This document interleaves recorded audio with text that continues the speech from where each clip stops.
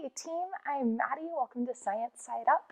And today I want to talk about the difference between STEM and STEAM and the importance of the arts in the life and education of scientists.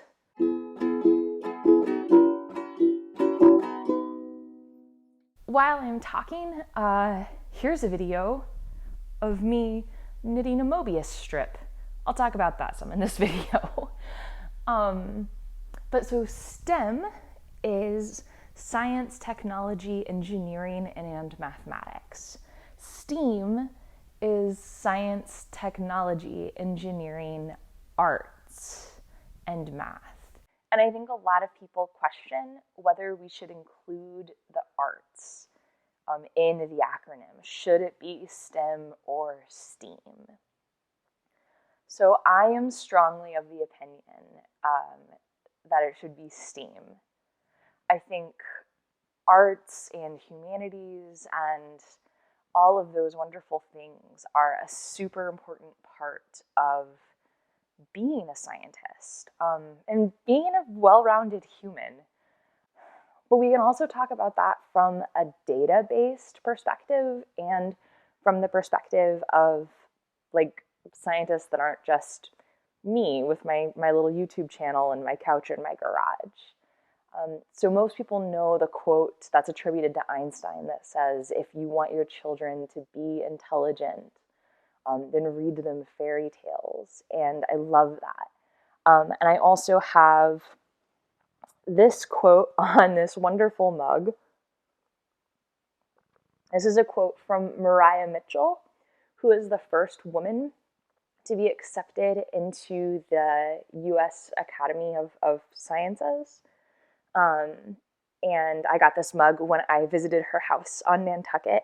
And she says that we especially need imagination in science. It is not all mathematics nor all logic, but it is somewhat beauty and poetry. And I love that. I love that.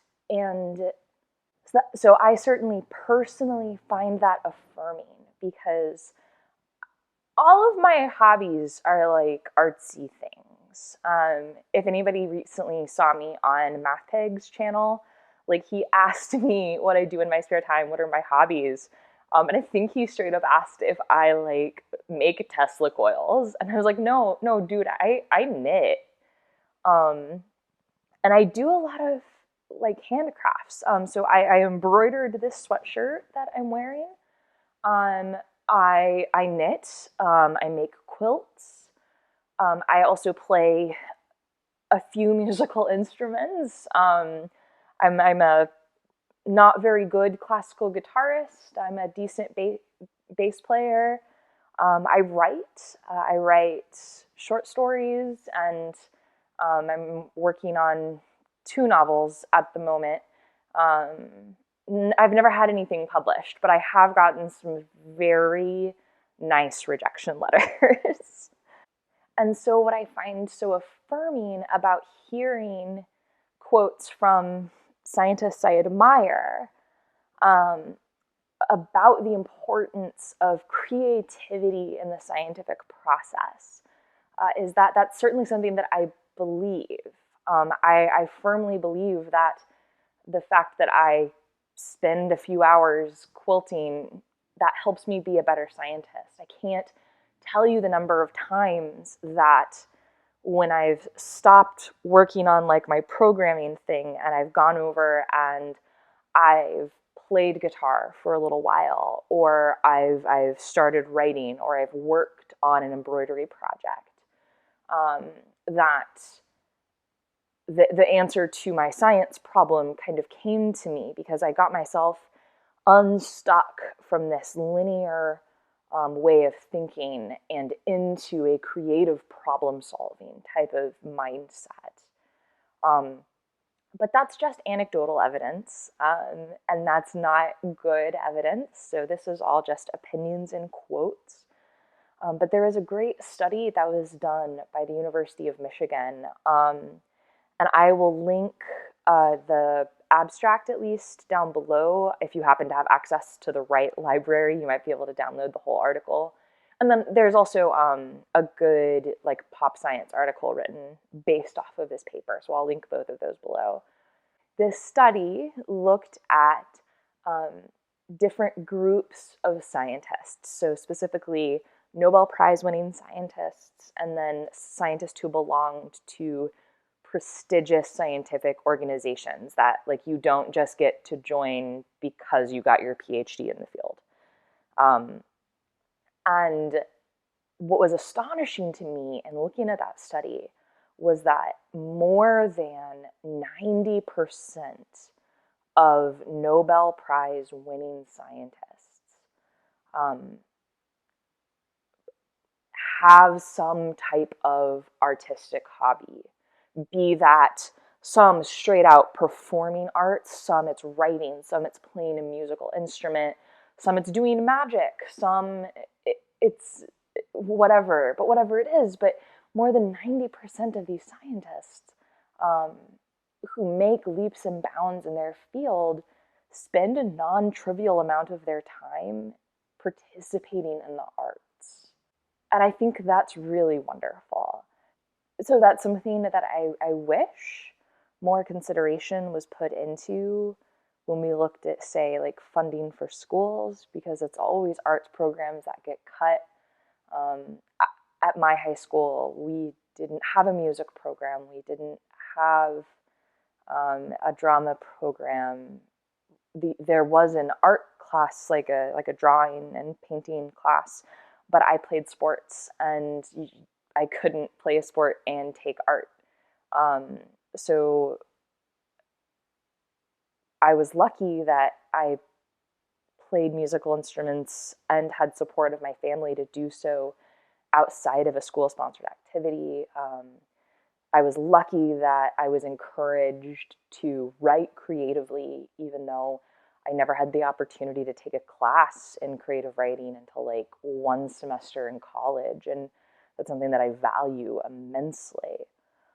And as you're maybe watching me knit, I was actually taught how to knit by a lovely MIT alum, who both she and her husband were MIT alums. He was a MIT professor, and when I was a poor, lowly undergrad, I would sometimes, myself and my boyfriend at the time, we would sometimes go out to their like home/small farm in New Hampshire and, you know, exchange yard work for getting to be in a real house and get fed for a few days. It was a very good exchange. I strongly recommend it.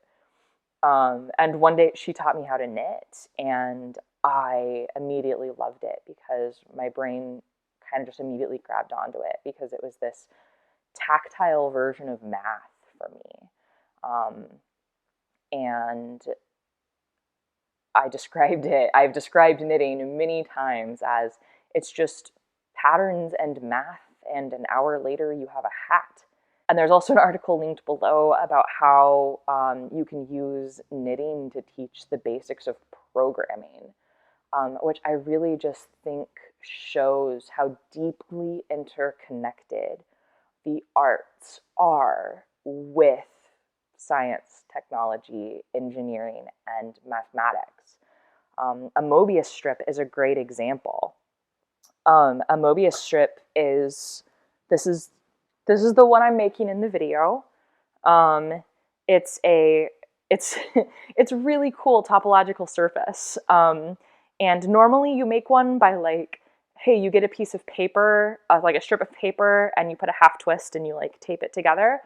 But I love that I could actually knit it, because this is a really complex topology. So it only has one face, right? If I trace my finger all along it, never moving my finger from the top here, I will get back exactly to where I started. There is no top and bottom side. Same thing with the outer edge. We can trace it all the way around, and there's only one edge to this three-dimensional object.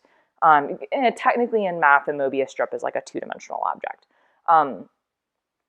There's only one face, there's only one edge to a two-dimensional object, and that's really cool. And you can, in fact, knit one where you're knitting continuously on that single outer edge. Another link I'll put in the description is how to cast on for a Mobius strip if you know how to knit. If you don't know how to knit, I strongly recommend learning. It's very relaxing.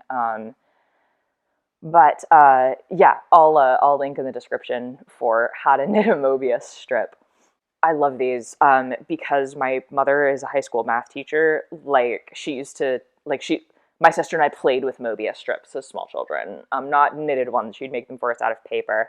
So I have a couple last things to say, and then we'll wrap up this video. I know this is kind of an odd one for my channel, but I think this is a really good conversation to have and an important one.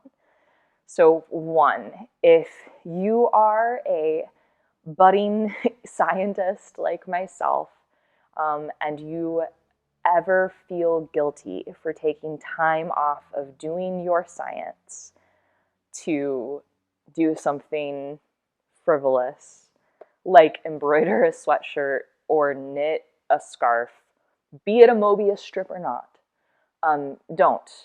Those activities will make you a better scientist.